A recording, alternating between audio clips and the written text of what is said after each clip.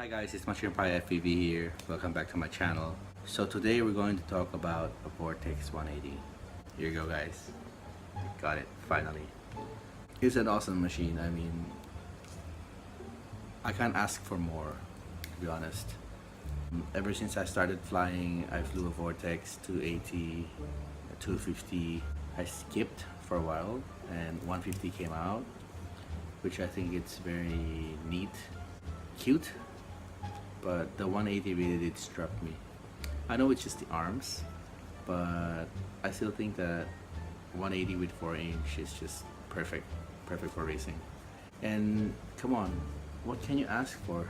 I mean, you got Sinova motors, you've got everything like protected, you got proper cam tilt, I suppose, not until I try it, probably around 35 to 40 degrees I think. And you've got like LEDs at the back and it's just perfect. I mean, where the antenna's coming out, you have the option to come on the side, or you got the option coming out from the back here. I've watched a few YouTube videos and somehow seems it's ideal to have it in the middle. For some reason I use a Spectrum DZMX. I use a DZMX FPV racing serial receiver here and a Spectrum 6E.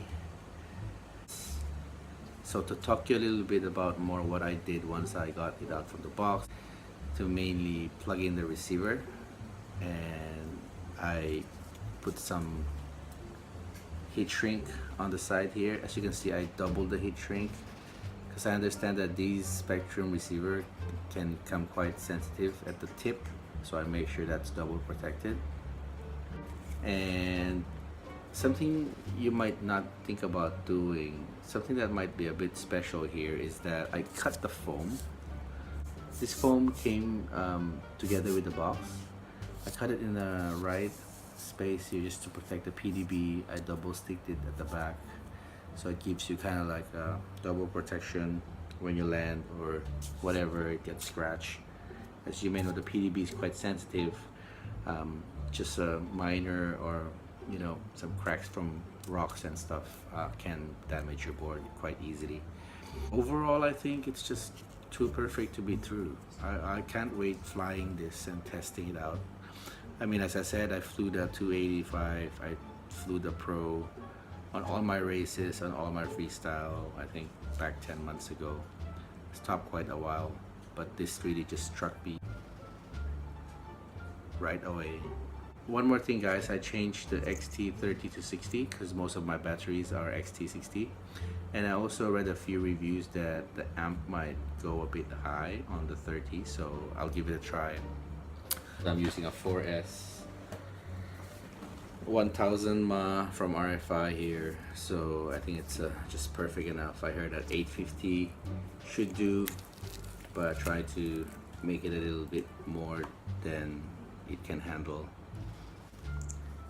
So yeah, so I'm 4S, the 4S will go here straight to this XT60. Once you get everything done with all these mods that I made, you can do it your own way. Basically you just plug in the battery. The thing is with this Spectrum radio, no matter which version you have, 6E, 6, 8, 9, 12, whatever, one thing to notice when you bind it, which I'm sure you guys can create the model, and when you bind it, don't bind it in this distance. It didn't really work, so you have to put your quad probably maybe a few meters away. Plug in the battery, leave it there, turn on your radio, your Spectrum radio, hit the bind button here on the top left, just press it, and you will notice that it starts binding. Quite straightforward. So once you bind it, make sure you prepare your goggles. So I use a HD V3 goggles here from Fat Shark. As always, nothing much here. I just chuck the antenna here, no angle pin or anything like that. I use a Fat Shark receiver over here, as you can see. Let me just turn it on for you guys to have a look. There you go, you see a little Sharky over there. I've never really done any reviews to this, but so far it's good.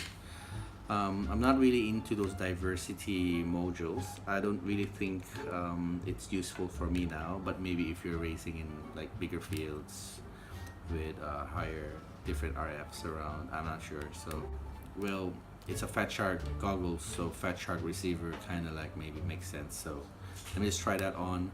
And by the way guys, so if you guys fly with sounds, no worries, the 180 built-in has an audio on it, so it's really helpful for me because I used to solder the microphone on the 250s before, but these 180s and the 150s, they came with built-in microphone. So come on, what else can you ask for?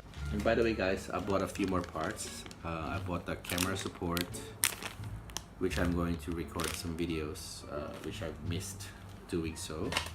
The carbon crash kit just in case, so make sure you guys get them. And it came with HQ props. I'm not sure if they sell these, I've never really seen them, but luckily I've searched around and it seems like I got tons of 4-inch props, almost identical, but it's not HQ, it's FCM model FC4045. It's basically the same, it's the same made, same specs, so I'm looking forward to using them and flying a lot with it. So hopefully tomorrow will be a good sunny day, and I'm looking forward to flying it, and hopefully I'll record some video footages for you guys to watch and tell you a little bit more what I experienced with the 180. And yep, looking forward to winning more races. You guys, Immersion RC, thanks for making such a good product out there in the market. What else can you ask for? Thank you guys for watching my video. It's quite late now here in Hong Kong. Could have done it more better. The product speaks for itself, so there's nothing much. Just have to fly it, bind it, fly it, and enjoy flying. Keep on flying guys. Thank you for watching. See you later. Ciao.